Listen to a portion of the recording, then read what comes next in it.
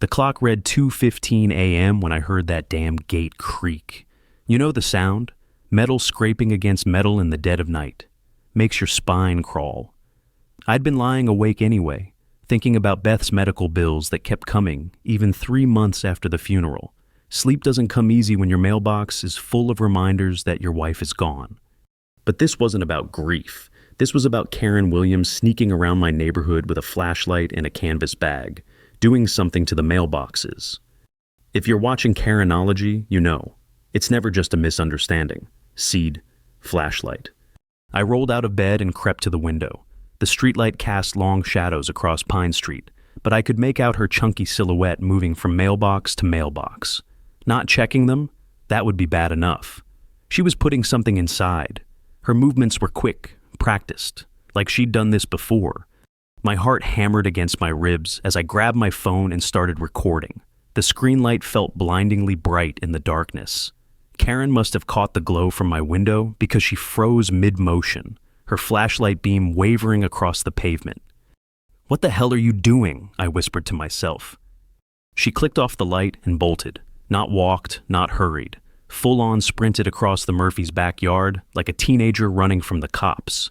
For a woman who complained about her bad knees at every neighborhood barbecue, she sure moved fast when she needed to.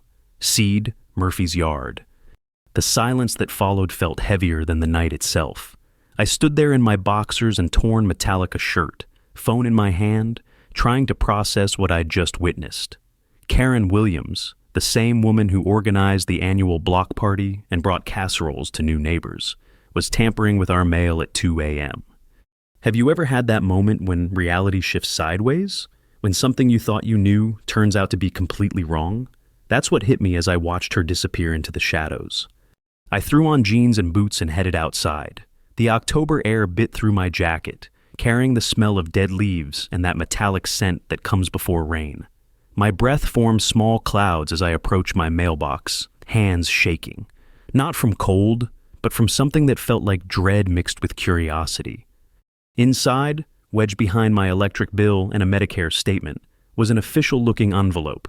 Final notice, postal violation fee, printed in government-style fonts. The paper felt cheap, the kind you'd buy at a dollar store. The postmark was blurred, the stamp crooked. Seed, fake notice. But here's the thing that made my blood run cold. It was addressed to me personally. Gary Morrison, 1247 Pine Street. Someone had been watching me, studying my mail habits, planning this. I stood there under the flickering streetlight, holding what I knew was a trap, and realized I was in deeper trouble than I'd ever imagined. The fake notice felt heavier than it should have in my morning coffee light. I'd been staring at it for 20 minutes, trying to figure out Karen's angle. The amount was $840, specific enough to seem real, vague enough to confuse. Failure to maintain proper postal accessibility standards, it claimed. Complete bullshit, but designed to panic someone into paying. That's when it hit me. This wasn't random chaos. This was calculated manipulation. I grabbed my truck keys and headed to Miller's Hardware downtown. If Karen was running some kind of mail scam, I needed to understand how deep this went. The morning fog hung low over Pine Street, making everything look gray and uncertain, just like how I felt about my neighbors now. Eddie Martinez was restocking paint cans when I found him. 20-year postal veteran, the kind of guy who knew everyone's business without being nosy about it. His weathered hands moved with the efficiency of someone who'd sorted mail through good times and bad. "Gary, morning." He looked up from the paint display.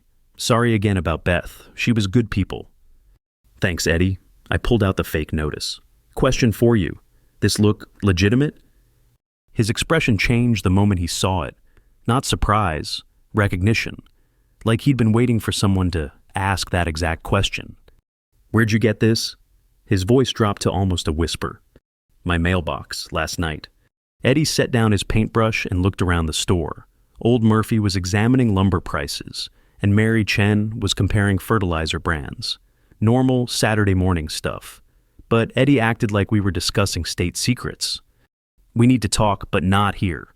He grabbed his jacket. "Meet me at Brennan's bar in an hour, and Gary, don't pay that fine. Whatever you do, don't pay it."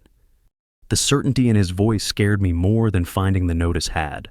Brennan's at 10 a.m. was perfect for private conversations. Just me, Eddie, and the smell of last night's beer mixed with fresh coffee. The kind of place where you could say things that needed saying without worrying about who might overhear. Eddie ordered a whiskey at 10 a.m. That told me everything about how serious this was. Karen Williams has been screwing with everyone's mail for months. He stared into his glass like it held answers. Not stealing it? That would be federal crime. Easy to prove.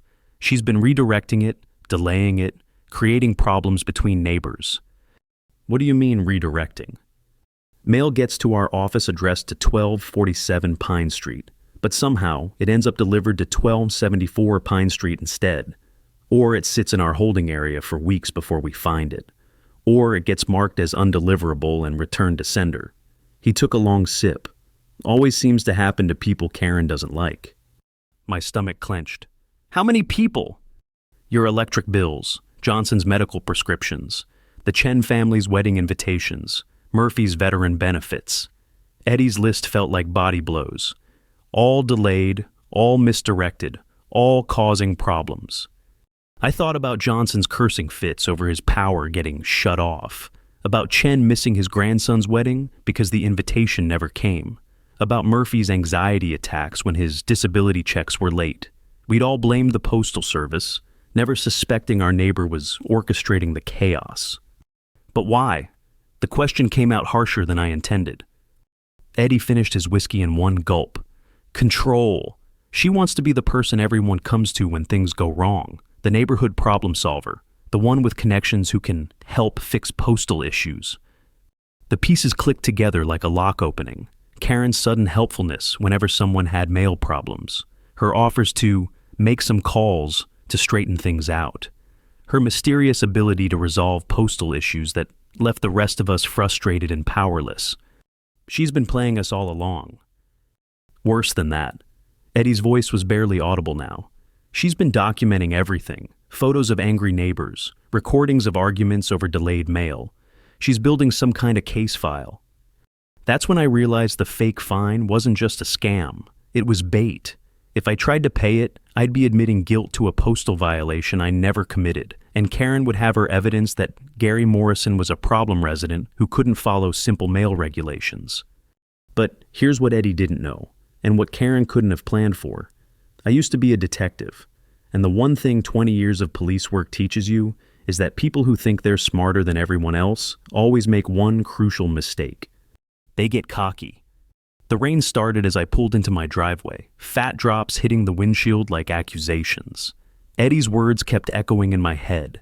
Karen had been playing puppet master with our entire neighborhood, and we'd been dancing to her tune for months without knowing it. But I needed proof, real proof, not just Eddie's whispered suspicions in a dimly lit bar. I spent the afternoon going through my mail from the past 6 months, bills that arrived weeks late, missing insurance documents, that notice about Beth's memorial service that somehow got delayed until after the funeral. I'd blamed grief brain, thought I was losing track of time and dates. Turns out I was just being systematically screwed with. By evening, I had a plan.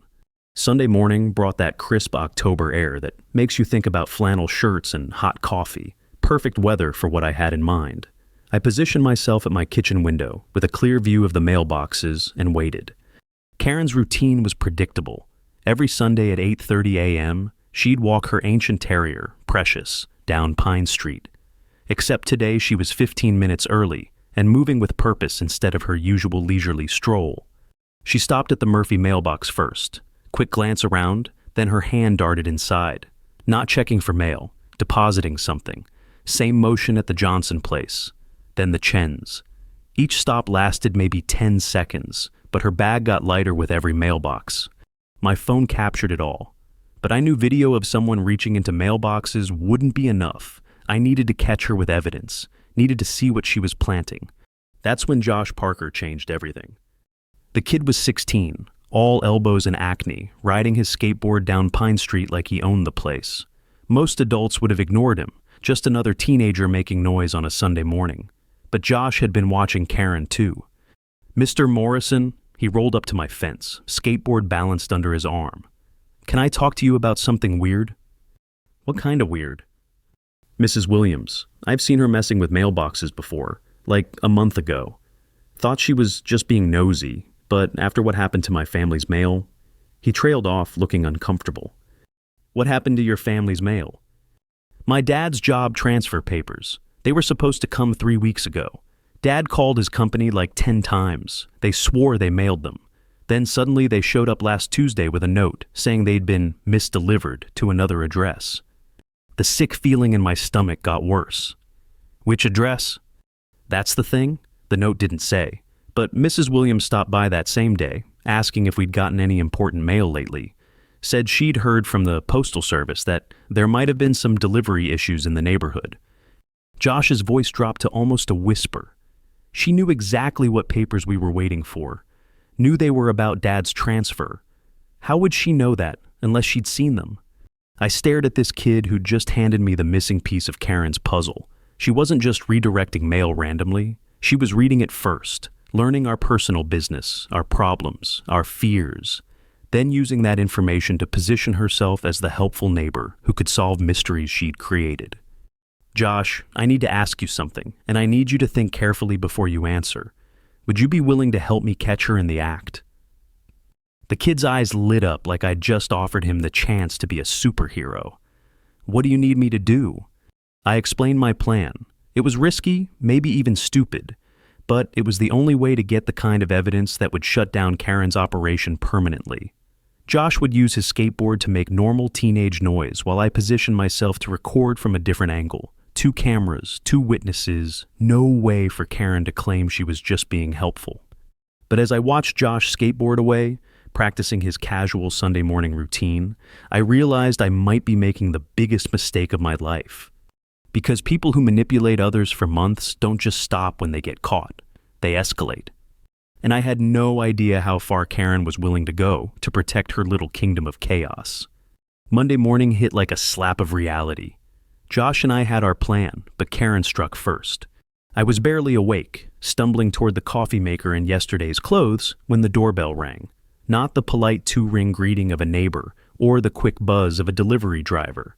This was the authoritative, repeated pressing that meant official business. Through the peephole, I saw 2 uniforms, county sheriff deputies, looking serious in that way that makes your mouth go dry regardless of what you've done or haven't done. Gary Morrison, the taller one, had sergeant stripes and tired eyes. Yes, sir. We've received a complaint about harassment and stalking. Mind if we come in? My living room suddenly felt smaller with 2 armed men filling the space. Deputy Martinez, no relation to Eddie apparently, pulled out a notebook while his partner, Deputy Walsh, positioned himself near the door. Standard intimidation placement that I recognized from my own police days. Mrs. Karen Williams filed a report yesterday evening, Martinez began. Claims you've been taking unauthorized photographs of her, following her around the neighborhood, making threatening gestures from your window. The fake concern in his voice made my skin crawl. This was Karen's next move, and it was brilliant. Paint me as the unstable widower who'd become obsessed with his innocent neighbor. She also mentioned some unusual behavior recently. Late-night window watching, approaching neighbors with accusations about mail tampering. Martinez flipped a page. Says you've been acting erratic since your wife's death.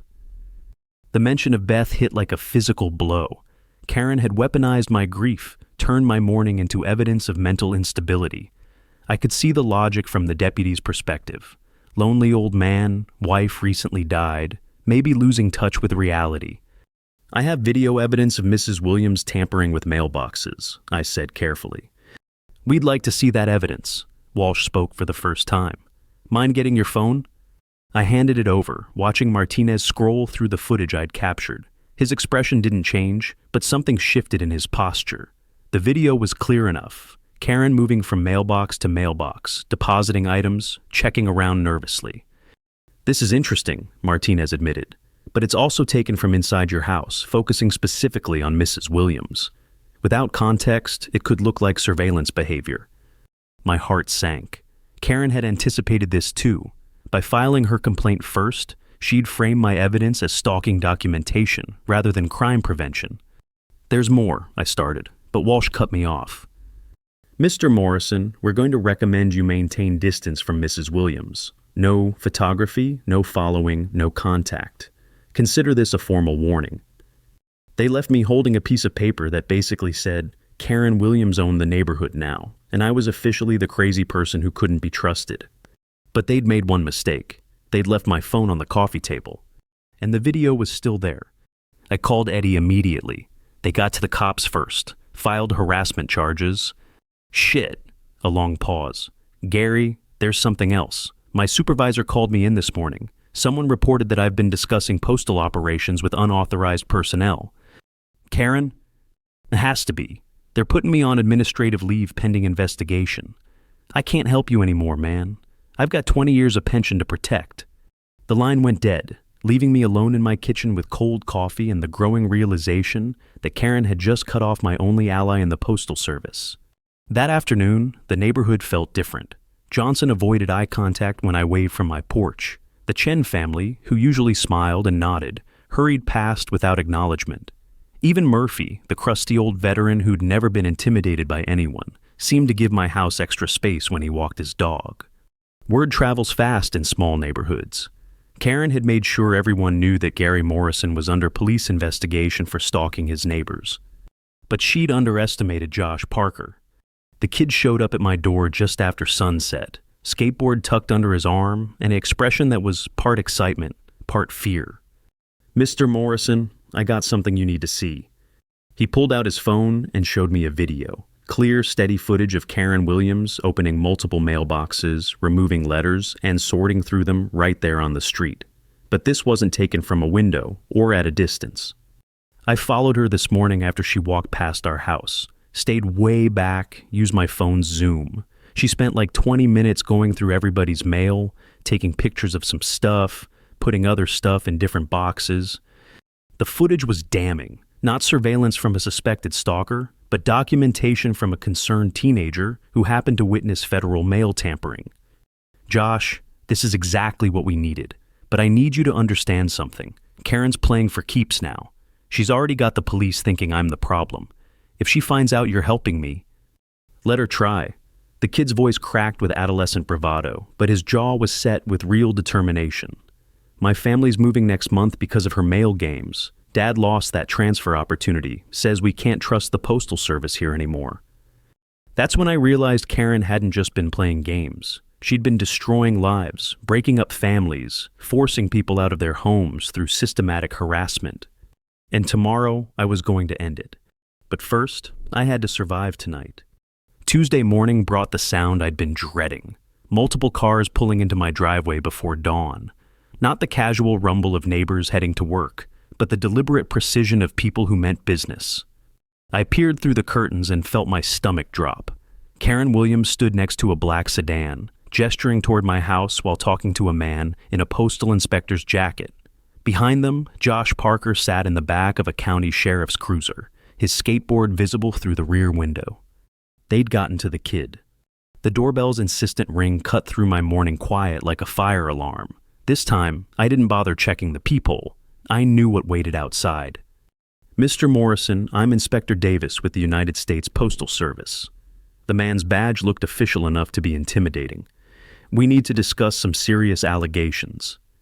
Karen stood slightly behind him, wearing what I'd learned to recognize as her concerned neighbor expression, all furrowed brows and worried mouth, like she truly regretted having to involve federal authorities in our little neighborhood dispute. Mrs. Williams has provided evidence that you've been orchestrating a harassment campaign involving postal interference and intimidation of minors. Davis consulted his notebook. She's documented multiple instances of suspicious behavior, including the recruitment of a teenage accomplice. That's not what happened. Mr. Morrison, we have video evidence of you directing a minor to conduct surveillance on a private citizen. We have testimony that you've been spreading false accusations about postal employees. His voice carried the weight of federal authority. These are serious charges. Through the window, I could see Josh in the patrol car, looking scared and young and completely out of his depth. Karen had played this perfectly, turned my only witness into evidence of my guilt, transformed a helpful teenager into proof that I was manipulating children for my personal vendetta. The boy's parents have requested a restraining order, Davis continued. You're to have no contact with any member of the Parker family. Additionally, Mrs. Williams has documentation supporting her claim that you've been harassing multiple residents." He handed me a manila folder, thick with papers, photos of me at my kitchen window, timestamps showing when I'd talked to Eddie Martinez, even a statement from Murphy claiming I'd asked him suspicious questions about his mail delivery.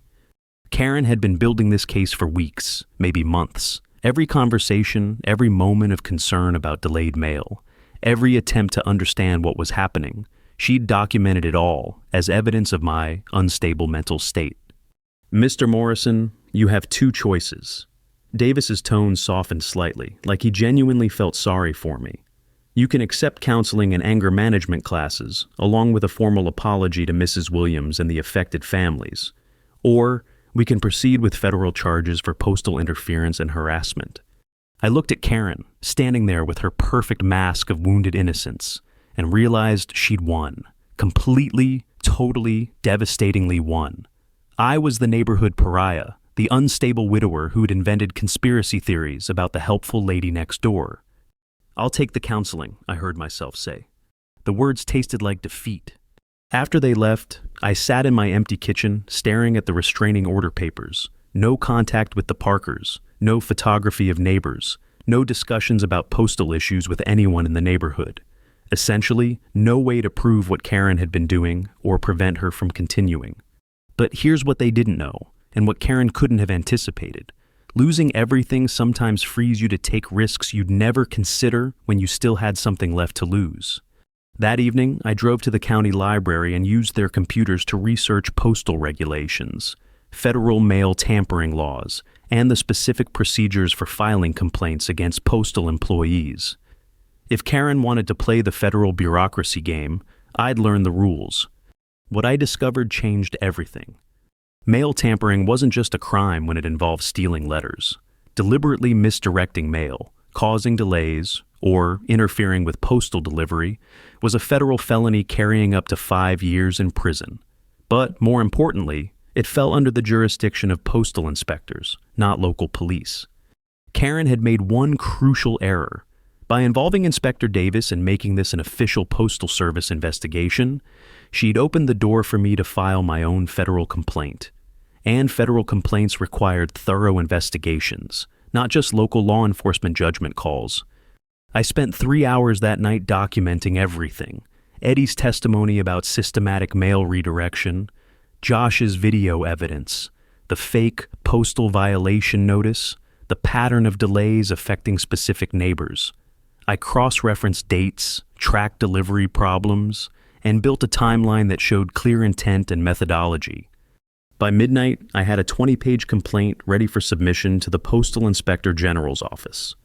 But as I sealed the envelope, I realized Karen probably knew I'd figure this out eventually. She was too smart, too methodical to miss such an obvious legal vulnerability, which meant she had one more move planned, something bigger than harassment charges or restraining orders. Something that would end this game permanently, with her as the unquestioned winner. Wednesday morning's silence felt wrong. Not peaceful quiet, but the kind of stillness that comes before something breaks. I'd mailed my federal complaint the night before, and now there was nothing to do but wait and watch Karen's next move. I didn't have to wait long. The first sign was Murphy's frantic knocking at 7 a.m. The old veteran stood on my porch in his bathrobe and slippers, clutching a handful of letters with shaking hands. "Gary, something's real wrong with my mail." His voice cracked like brittle paper.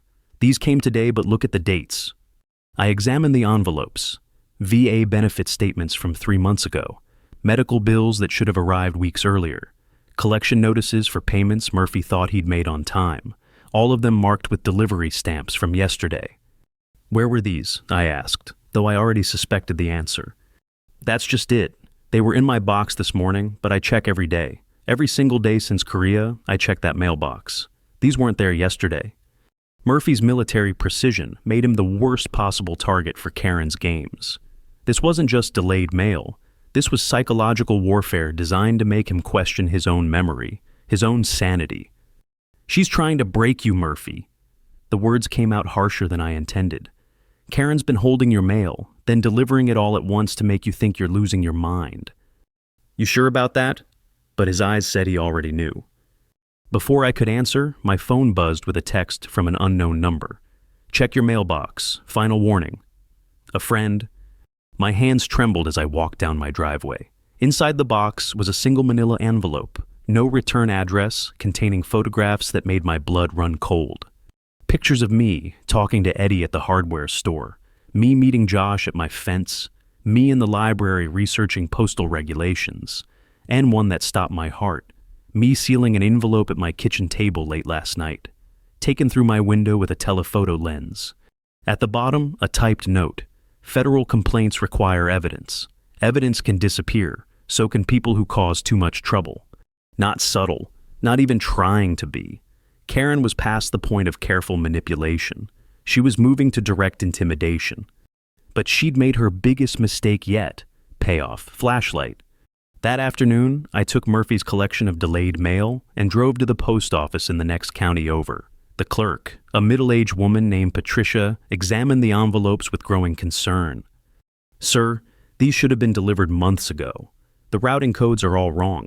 They've been deliberately misdirected through multiple facilities." She pulled up records on her computer. "It looks like someone with access to postal routing systems has been interfering with delivery to your area. Can you trace who did it? That would require a federal investigation, but..." She leaned closer, lowering her voice. "There's been talk about problems in your district, complaints about systematic delays, misdirected mail. Your postal inspector, Davis, he's been asking questions." My heart jumped. "What kind of questions?" "About employees with unusual access patterns, people logging into routing systems outside normal work hours." Patricia glanced around nervously. "Between you and me, I think someone's been running an inside operation." The pieces clicked together like a combination lock. Karen wasn't working alone. She had someone inside the Postal Service, someone with access to routing systems and delivery schedules. That's how she could predict problems, redirect mail with perfect timing, and always appear to solve issues she'd secretly created. But who? The answer came to me as I drove home, seeing Eddie Martinez's Postal Service truck parked outside Brennan's bar at 3 p.m. on a Wednesday. Eddie, who knew everyone's mail patterns. Eddie, who'd warned me not to pay the fake fine. Eddie, who'd been conveniently placed on administrative leave right when I needed him most. Eddie, who'd been playing both sides from the beginning. I parked across the street and watched through the bar's windows. Eddie sat at a corner table with Karen Williams, their heads close together, sharing papers and what looked like photographs. The same photographs that had been in my mailbox this morning. My supposed ally in the Postal Service was Karen's inside man. The helpful employee who'd warned me about her schemes was actually helping orchestrate them. Every piece of information I'd shared with Eddie had gone straight to Karen. Every plan I'd made had been compromised before I'd even acted on it. They looked up simultaneously, spotted me through the window, and Karen smiled. Not her usual mask of concerned innocence, but something cold and triumphant. She pulled out her phone and made a call. 10 minutes later, as I sat in my truck trying to process the betrayal, Inspector Davis called me directly. "Mr. Morrison, I'm afraid we have a problem. Your federal complaint has been flagged as potentially fraudulent. We've received evidence that you may have fabricated postal violations in an attempt to harass Mrs. Williams." "That's not true." "Sir, we have documentation showing you've been working with a postal employee to create false evidence against a private citizen. This is now a federal criminal investigation." The line went dead, leaving me sitting in my truck outside a bar where my two biggest enemies were undoubtedly celebrating my destruction. But they'd forgotten one thing: payoff, Murphy's Yard. I still had Josh's video, and unlike everyone else in this mess, that kid had nothing to gain by lying. Time for one last desperate play. That night, I broke every rule they'd set for me. The restraining order said no contact with the Parker family, but their son held the only evidence that could expose Karen's operation. The postal investigation had me marked as a fraudulent complainant, but I knew Josh's video would prove systematic mail tampering, and Karen's threat about evidence disappearing meant I had maybe hours before she made that footage vanish permanently. I waited until 11 p.m., then walked through Murphy's backyard to avoid the street cameras Karen had probably been monitoring. Payoff, Murphy's Yard. The October cold cut through my jacket, but adrenaline kept me warm as I crept toward the Parker house. Josh's bedroom window glowed with computer screen light. I picked up a small stone and tapped gently on the glass, praying his parents were heavy sleepers. The curtain moved, and Josh's face appeared. His eyes went wide when he saw me, but instead of looking scared, he looked relieved. He cracked the window open just enough to whisper, "Mr. Morrison, thank God. I've been trying to figure out how to reach you. Josh, I need that video. They're going to destroy all the evidence." That's what I wanted to tell you. My phone got confiscated when the cops brought me home, but I'd already uploaded the video to my cloud storage. My parents don't know about the backup account. He glanced toward his bedroom door. But there's more. I kept filming after that first day. My heart hammered as he pulled up files on his laptop. 3 separate videos, all showing Karen systematically going through multiple mailboxes, photographing contents, and redistributing letters to wrong addresses. "This one's from yesterday morning," Josh whispered, clicking play. "Watch what she does with the Murphy mail." The footage showed Karen removing a stack of envelopes from Murphy's box, then carefully inserting them into different mailboxes throughout the neighborhood. Not random redistribution, deliberate, methodical switching designed to create maximum confusion and delay. "She's been doing this for months," Josh continued. "But look at this part." The video caught Karen meeting with a postal service truck 2 blocks away. Eddie Martinez handed her a tablet, and she scrolled through what looked like delivery schedules and routing information. Then Eddie gave her keys, multiple mailbox keys that no postal employee should have been carrying. "They've been working together the whole time," I breathed. "There's more." Josh's voice cracked with excitement. "I followed the postal truck yesterday. Eddie's been collecting mail from our neighborhood and holding it at a storage unit downtown. Then Karen decides when and where to deliver it to cause problems." The scope of their operation was staggering. This wasn't simple mail theft. It was systematic psychological warfare designed to destabilize an entire community. Make people distrust the postal service, distrust each other, distrust their own memories and perceptions. "Josh, I need you to send these files to the Postal Inspector General's office immediately, tonight, before Karen realizes you still have copies." "Already done." The kid grinned. "Sent them an hour ago with a detailed timeline and explanation. My dad taught me to always keep backups of important stuff." For the first time in days, I felt hope. Real, genuine hope that this nightmare might actually end. But that's when we heard the cars. Multiple engines moving slowly down Pine Street with headlights dimmed. Josh and I froze as the vehicles stopped in front of my house. Then his house, then Murphy's house. "A federal agents," Josh whispered, reading license plates through his window. "Real ones, not the fake inspector." Through the darkness, I could see figures in FBI windbreakers surrounding Karen's house. Other agents approached Eddie Martinez's postal truck, which was parked 3 houses down with its emergency lights flashing. My phone buzzed with a call from an unknown number. "Mr. Morrison, this is Agent Sarah Chen with the FBI Postal Crimes Unit.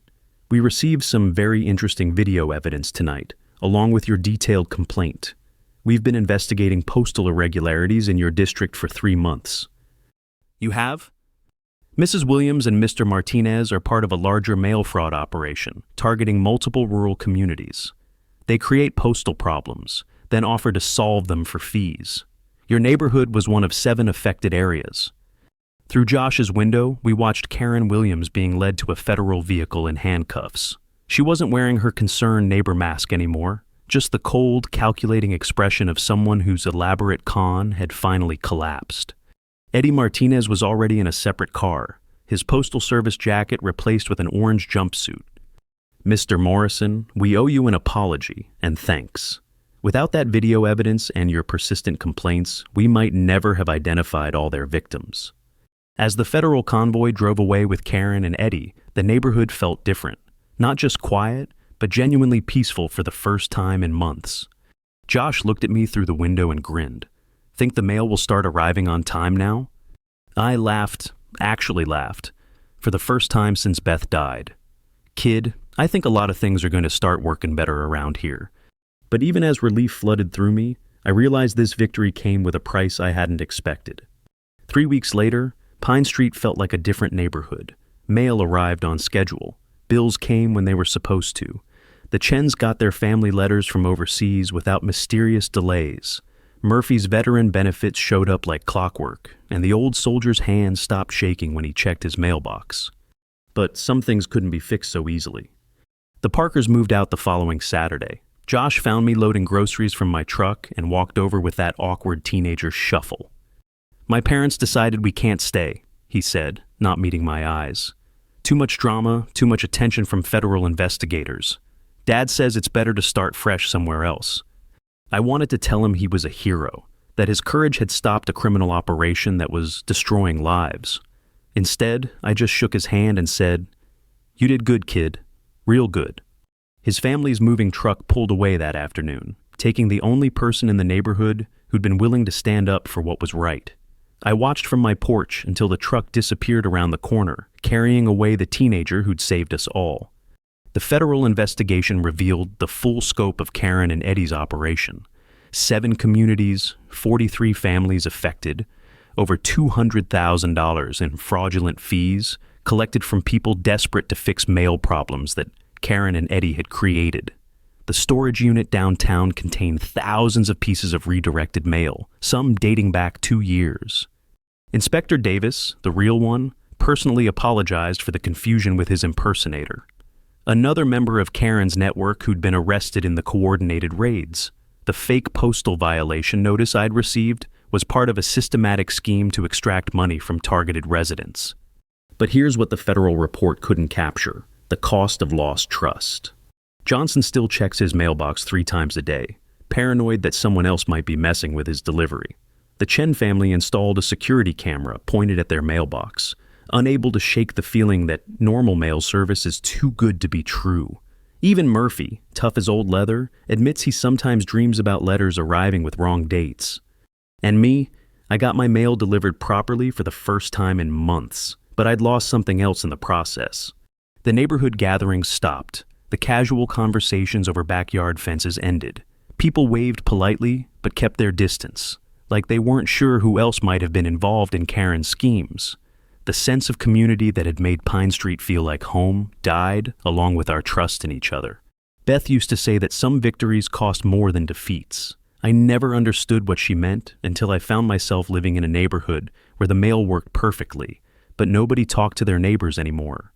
Karen Williams was sentenced to 4 years in federal prison for mail fraud and conspiracy. Eddie Martinez got 3 years for his role in the Postal Service insider scheme. The fake Inspector Davis received 2 years for impersonating a federal officer. Justice was served, technically speaking. But late at night, when I sit in my kitchen drinking coffee and looking out at the empty street, I sometimes wonder if stopping them was worth losing the only person who'd been brave enough to help me do it. Have you ever won a fight but lost everything that made the victory meaningful? That's what justice sometimes looks like in real life. Clean, legal, and completely hollow. Josh Parker sends me a text message every few weeks from his new town 2 states over. Updates about school, friends, normal teenager stuff. He never mentions Karen Williams or postal inspectors or video evidence that saved a neighborhood. Maybe that's for the best. Maybe some stories are better left in the past, filed away with federal case numbers and court documents that prove right triumphed over wrong. But I still keep his final video on my phone. The one that shows Karen Williams being led away in handcuffs, her mask of innocent concern finally stripped away to reveal the calculating criminal underneath. Sometimes, when the mail arrives exactly on time, and the neighborhood stays perfectly, suspiciously quiet, I watch that footage and remember what it felt like to have someone believe in the truth enough to risk everything for it. That's worth more than all the properly delivered letters in the world.